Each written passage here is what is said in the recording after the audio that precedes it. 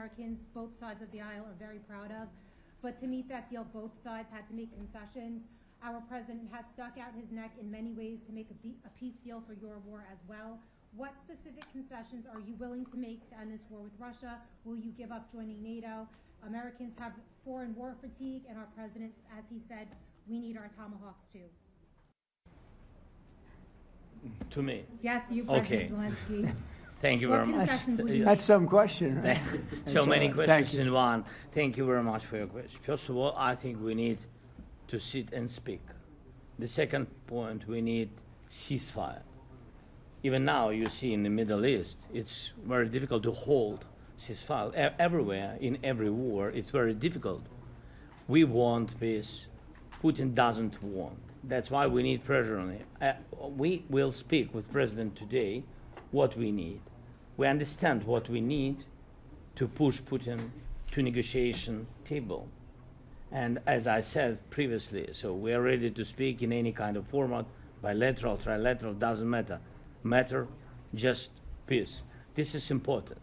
And we don't speak about NATO or NATO. For Ukrainians, it's very important.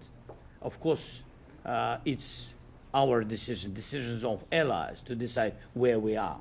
But are you willing to give Yes, up but the NATO? most important thing for people in Ukraine, which are under each day's attacks, to have really strong security guarantees. NATO is the best, but weapon is very important. Allies on our side is very important. And between us, for us, bilateral security guarantees between me and President Trump is very important.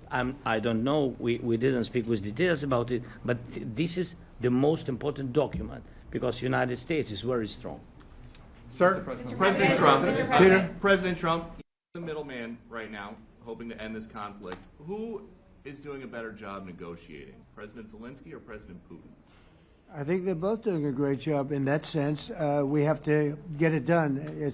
We've got to take some of the hatred of each other. You know, they don't like each other. I say that in front of President Zelensky, but I say it in front of President Putin too. They have tremendous bad blood. It really is what is holding up, I think, a settlement. I think we're going to get it done, and we have to make it long-lasting. As I said in the Middle East, everlasting, right? Everlasting.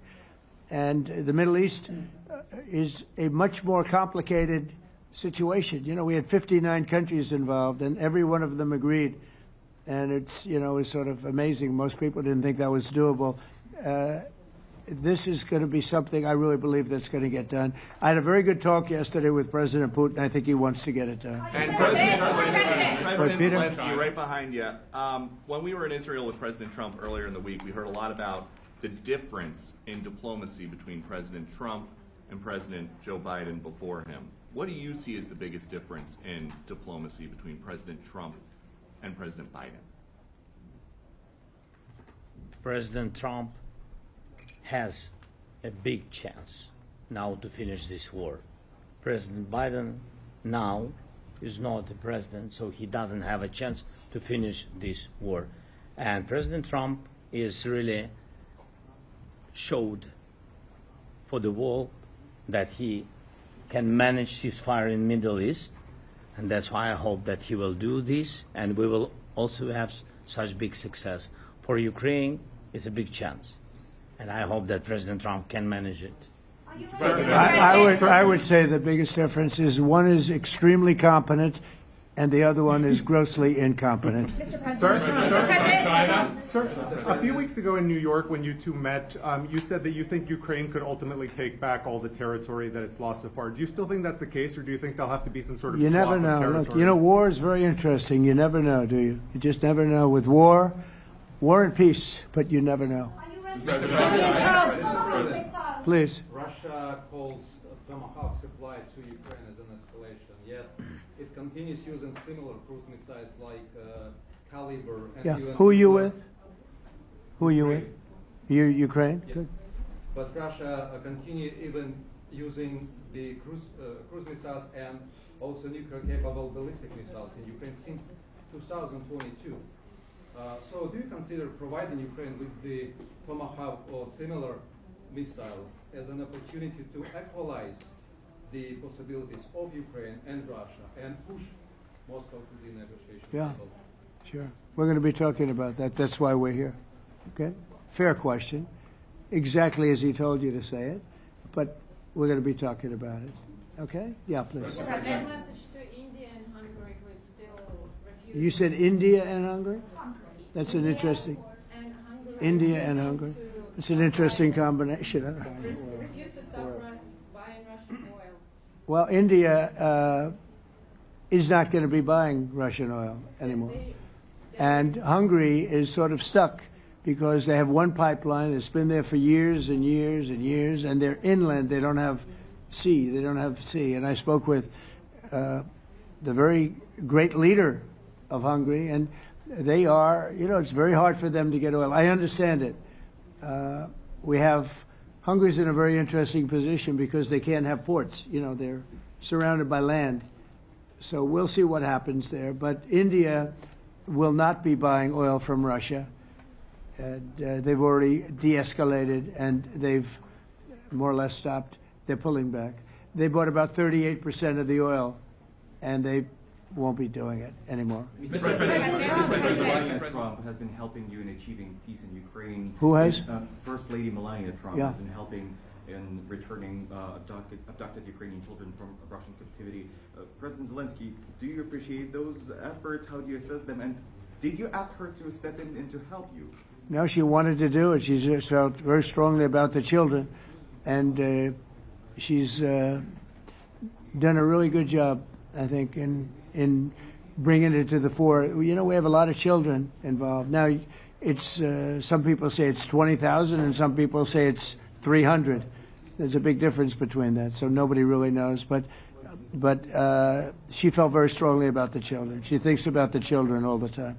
President Trump, if you okay Tomahawks to Ukraine, what's going to happen if the United States is in a conflict and we need the Tomahawks? Do we have enough? That's a problem. We need Tomahawks, and we need a lot of other things that we've been sending over the last 4 years to Ukraine. We've been, we gave them a lot. Now we have a different situation. We send it to the European Union. They pay for it and all that, and they have plenty of money. But it's beyond the money. We need Tomahawks, and we need a lot of other weapons that we're sending to Ukraine. One of the reasons we want to get this war over is exactly that. It's not easy for us to give. You're talking about massive numbers of very powerful weapons. So that's one of the things we'll be talking about. Hopefully they won't need it. Hopefully we'll be able to get the war over with without thinking about Tomahawks. I think we're fairly close to that. Yeah, go ahead. Can I say, yeah, please. Just to understand. So for today, of course, we want to finish this war, but the war is another technological war. You don't use just Tomahawks. If you want to target a military goal, you need thousands of drones. It goes together with such missiles. Ukraine has such thousands of our production drones, but we don't have Tomahawks. That's why we need Tomahawks. But United States is a very strong production, and the United States has Tomahawks and other missiles, very strong missiles, but they can have our thousands of drones. That's why where we can work together, where we can strengthen American production. And so just so that I understand, so you're suggesting kind of a trade. If President Trump okays Tomahawk missiles to help you launch Yes, it's into about Russia, military goals. It's only about military goals. Right, but then you would authorize some kind of an exchange where yes, of course. the U.S. gets Yes, we have proposition. We have brief proposition with our drones. President Trump, I don't mean to be brokering an arms deal here, but is that something that you would be interested in, Ukrainian drones? We are, yeah, we would. We have a lot of drones right now. We build our own drones, but we also buy drones from others, and they make a very good drone. I mean, drone warfare has really come to the fore over the last couple of years because of this war. I will say, there's nothing like the jets. We knocked out a lot of drones in Israel. We were knocking them out for Israel, and we were doing it with extremely fast and powerful jets, following the drones and knocking the hell out of them. So You know, we know a lot about the drones, and we know a lot about the great jets, the great ones. The ones, well, and the B-52s, which were totally they were stealth. They were undetectable. So we have a lot of different weapons. And, you know, I have an obligation also, though, to make sure that we're completely stocked up as a country, because you never know what's going to happen. In war and peace, right? You never know what's going to happen. So we're going to be talking about Tomahawks, and would much rather have them not need Tomahawks. Would much rather have the war be over, to be honest, because, you know, we're in it to get the war over. We're selling a lot of different types of weapon, as you know, to the European Union. We're not in it for that. We're in it to get it over. We're losing thousands of people a week, thousands of people, Russian, Ukrainian, and mostly soldiers. I mean, mostly soldiers. But we're in it to see that end. And if we can end quickly, and I think we can. I mean, I had a very good talk yesterday. We're going to be talking about it. But I had a very productive talk yesterday with President Putin. We'll see what happens. But the war in the Middle East was far more complicated. We got that one done. And I think we have a good chance. I think President Zelensky wants it done, and I think President Putin wants it done. Now all they have to do is get along a little bit. President Can you give us an update on the trade negotiations with China, or perhaps Secretary Bessent? Yeah, I will, and I'm going to let Scott do that. But I think we're doing very well. I think we're getting along with China. China would like to have something. As of this moment, we'll be meeting in a couple of weeks. We'll be meeting in South Korea. You think myself. Will go forward? I think so. It looks like it's going forward. I think so. They want to meet. We like to meet. I have a very good relationship with President Xi, and we're going to see what happens. But, you know, for years we were taken advantage of by China very badly. We were losing hundreds of billions of dollars a year to China. We really built their military, if you think about it. The kind of money that presidents allowed to be lost to China was just insane. And then when I came into office, as you know, I put very severe tariffs. So we took in hundreds of billions of dollars in my first term from China. Biden let that go because it was so much. He let it continue, but he gave all sorts of exceptions. And by the time you looked at it, Scott, I would say it wasn't the same thing. He would give an exception for anything. If you got up and went out to dinner, he'd give you an exception. So it wasn't the same thing. But I put on very serious tariffs. So we took in hundreds of billions of dollars.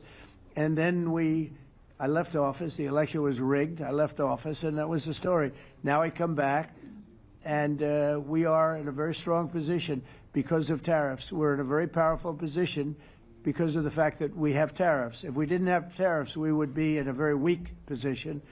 We would be in a weakened state. But with tariffs, we've made hundreds of billions of dollars, not only from China, but from others. And China wants to talk, and we like talking to China. So we have a very good relationship, and we're going to be meeting in South Korea a couple of weeks. And I just got back from a long trip. I'm going on another long trip. And Scott, do you want to say a few words on that, please? Yes, sir. So the entire relationship stems from the great respect that the two leaders have for each other. China did a substantial, unprovoked escalation last week. We were unable to get in touch with them. Since then, it's been IMF World Bank Week. They have had working level people here who there have been meetings. The Vice Premier, who is my counterpart, and I will be speaking this evening at around 8:30, 9 o'clock. And then he and I and a delegation will meet in Malaysia probably a week from tomorrow to prepare for the two presidents to meet. So I think that things have de-escalated. We hope that China will show the respect that we have shown them. And I am confident that President Trump, because of his relationship with President Xi, will be able to get things back on a good course. Is the hope for that meeting with you and President Xi some kind of trade deal then, or could be more? Look, I think we're in a very strong position. I think we're in a very strong position. We're getting, as you know, as of November 1st, I could move it up if I wanted, a 100% tariff over and above what we get now. So that would make it about 157%. And China doesn't want that, and they want to talk, and we're talking. And I think we'll make a deal that will be good for both. I think we will do something. But you have to understand, we never got anything from China. It was a one-way street. For many years, for decades, it was a one-way street. And they became rich because of the United States. And frankly, presidents that, let's be nice, they didn't know. They just didn't know. They didn't understand what was happening to them. But I understood it. I understood it long before I ran for politics. I used to watch in amazement at how stupid our country was, how stupid they were.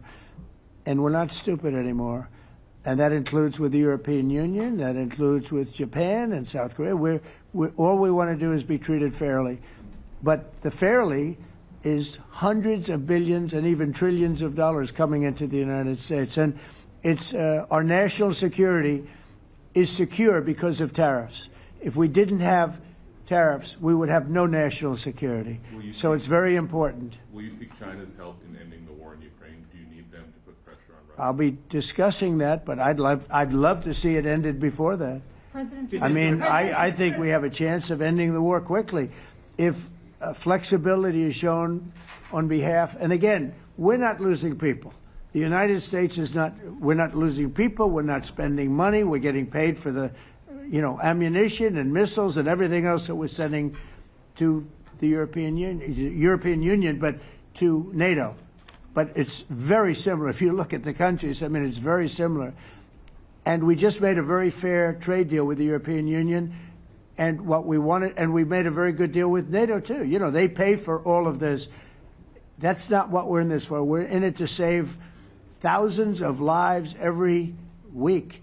Thousands and thousands of lives. That's why we're in it. And I think we have a very good chance of bringing this war to a conclusion. President, President, and your cabinet has done honestly an excellent job. I think that a lot of people could agree to that. Thank you. I'm speaking as someone who lost my father in a war, so I know the human cost. What would your advice be to American leaders, to world leaders, to neocons, to TV hosts who often speak about conflict in abstract or strategic terms rather than the human cost and the human terms? Look, my only statement is we have to get together. It's a very small group of people. It's the president, and the president. Okay, 3 presidents. And I'm the mediator president. And I'm mediating not an easy situation. It should be easy, but it's a lot easier when people understand each other, when they get together, and when they like each other. We don't necessarily have that situation as far as like is concerned. Maybe it can turn around. Maybe it can. But in the meantime, we'll have them keep a little bit of distance, and we're going to see if we can get it done. This is number 9, okay? This will be number 9 for me. I've solved 8, including the Middle East. I've solved 8. This, I thought, would have been among the easiest. We solved, President Putin mentioned yesterday Armenia, all of the different wars. He said it was amazing but the big one that he was surprised that we were able to settle was the Middle East. He thought it was incredible. He was very generous in that sense. This should be something we're able to settle, and I think we will be able to settle. Yeah, Brian. On that note, you will go down as the peacemaker, no doubt, and you will resolve this war. Well, we resolved 8 others. It's funny how people say that. If you get this one, every time I do one, they forget about that one. I solved 8 wars. Go to Rwanda and the Congo, talk about India and Pakistan, look at Thailand, look at all of the wars that we solved. And every time I solve one, they say, if you solve the next one, you're going to get the Nobel Prize. I didn't get a Nobel Prize. Somebody got it who's a very nice woman, very nice. I don't know who she is, but she was very generous. So I don't care about all that stuff. I just care about saving lives. But this will be number 9. But every time I solve one, they said, sir, if you solve one more, you're going to be known as a peacekeeper. So to the best of my knowledge, we've never had a president that solved one war. Not one war. Bush started a war. A lot of them start wars, but they don't solve the wars. They don't settle them. And especially when they have nothing to do with us. I guess just about all of these wars had nothing to do with us. But I saved tens of millions of lives. The Prime Minister of Pakistan said, I saved millions of lives in interceding on Pakistan, and you look at Pakistan and India as an example. That would have been a bad one, two nuclear nations, right? So I say this, this is pretty much the last one, although I do understand that Pakistan attacked, or there is an attack going on with Afghanistan. That's an easy one for me to solve if I have to solve it. In the meantime, I have to run the USA, but I love solving wars. You know why? I like stopping people from being killed, and I've saved millions and millions of lives, and I think we're going to have success with this war. Wait, please. This is President Zelensky. This is your third time over here. Oh. And by the way, you look excellent. Thank you, sir. Thank you. For you, by the way. This is your third time here. How different sitting across from the president is this time versus the two previous times here at the White House, and how confident are you hearing the success rate of solving these prior wars that he can get this war solved? First of all, about suit. The same suit because the same president. It's very simple. The next president will have another suit. Yes, about our relations with President Trump, I think we have important dialogues, and I think we begin to understand each other. Yes, and I know that President is briefed very well about situation in the battlefield, and he knows a lot what's going on the battlefield in Ukraine, and I think it really helps. When you know a lot of things, a lot of details about one or another war, it helps a lot. But we are still in war, and I hope we can manage. You are being clear It's that there are some important. countries that are not meeting their commitment. You pointed out Spain. They said that it's impossible. No, Spain has not come through. No, Spain has not been loyal to NATO. Spain has been, they're the only one. Everyone went up to, as you know, I mean, you were at 2% and they all went up to 5%, but Spain disagreed with that. I think Spain should be reprimanded for that. I think it's very bad that they did that, but that's up to them. That's up to NATO and Spain. They cannot be expelled from NATO. Can they or not? They cannot, according to the treaty, but they also claim that they are protected by the European Union umbrella for trade. Well, the other people, many of the other countries are in the European Union too. They're not complaining, right? President, tell you that Sort of interest. That's of interest. Mr. They're President. protected by. Mr. President. Yeah, please go ahead. Thank you, Mr. President. Do you think you can carry the momentum from the Middle East deal over to this deal? And if I do. So, how does that move the needle? Yeah, I do. I think we carry a lot of momentum, a lot of credibility. Getting Middle East done was very important. Nobody thought it could be done. That was one nobody thought could be done, and we got it done.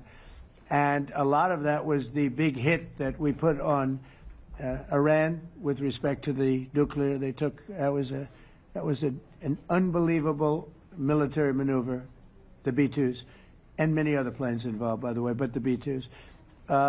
Yeah, I think nobody expected that to happen, and you know we had 59 countries involved, and these were countries very diverse. You had Arab, Muslim, Jewish. You had every country, Christian. You had every country, and many countries involved, and we got that done. And we got it done pretty swiftly after we set the table properly. We had to set the table properly. This should be one that we get done. And I think the table is set properly here now, too. And it'll be a great honor. It'll be a great honor to get it done. And the Ukrainian people are great, and the Russian people are great. And obviously they have much in common, as we understand. They have a lot in common. So it'll be a great honor to get it done. Yeah. On Venezuela, there are survivors from your latest boat strike. What happens to those survivors? Well, I'll ask Marco to discuss that possibly. Yeah, it's well known there's an ongoing narco-terrorist operation the United States has been conducting. As far as details of any recent strikes, we're not prepared here to announce all those details, but you'll get that information here very shortly. And how are there survivors when these are meant to be lethal attacks? Yeah, again, I mean, we're undertaking these operations against narco-terrorists. That's what these are. These are terrorists. Let's be clear. And But as far as the details of any recent operations, when we are prepared to announce those, we will, as the president has consistently done. So you may get something on that later today. Let me ask you, that was in a submarine, right? We attacked a submarine, and that was a drug-carrying submarine built specifically for the transportation of massive amounts of drugs, just so you understand. This was not an innocent group of people. I don't know too many people that have submarines, and that was an attack on a drug-carrying, loaded-up submarine. Yeah. On Putin, is it your belief, as Mr. Zelensky said yesterday, that the threat of tomahawks and costs, as Secretary Hicks put it, is that bringing him to the table, the fact that it's kind of a carrot and stick? I don't know what's bringing him to I think he wants to make a deal, that's all. I can't tell you what's bringing him. Sure, that's the threat of that is good, but the threat of that is always there. Tomahawks are very dangerous weapons. They're incredible weapons. If you like warfare, it's one of the most accurate. You know, we hit 30 Tomahawks in Iran after the B-2s did their damage. We sort of gave it a little capper with 30 Tomahawks from a submarine, quite far away actually, but they're an amazing weapon. They're a very powerful weapon, but they're a very dangerous weapon, and it could mean big, escalation. It could mean a lot of bad things can happen. Tomahawks are a big deal. But one thing I have to say, we want Tomahawks also. We don't want to be giving away things that we need to protect our country. We have a very strong country right now. We have a strong military. We have the greatest military in the world. We have the greatest weapons in the world. I want to get this war over. Okay?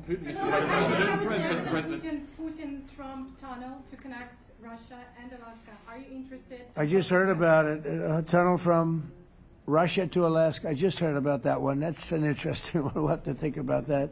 I hadn't heard that. We just did a nice road in Alaska that's going to get us to a lot of minerals, and we have a piece of it, a good piece of the ownership because of the fact we made it possible. But this came up yesterday, a tunnel from Russia to Alaska. That's an interesting. What do you think of that, Mr. President? Do you have any ideas? How do you like that idea?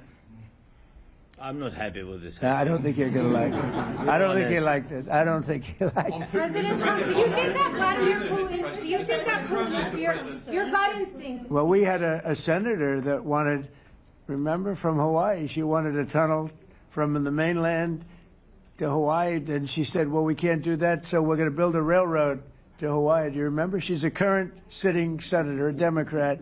She wants a railroad to go to Hawaii, right? You know who that is, right? She's another. She's another beauty. President Trump, on Putin, your gut instinct. Yeah, please. On your meeting with Putin, aren't you concerned that maybe the Russian president is trying to buy himself more time? Yeah, I am. But you know, I've been played all my life by the best of them, and I came out really well. So it's possible. Yeah, a little time. Is your gut instinct it's all right. But I think that I'm pretty good at this stuff. I think that he wants to make a deal. I made 8 of them. I'm going to make a 9th. I think he wants to make a deal.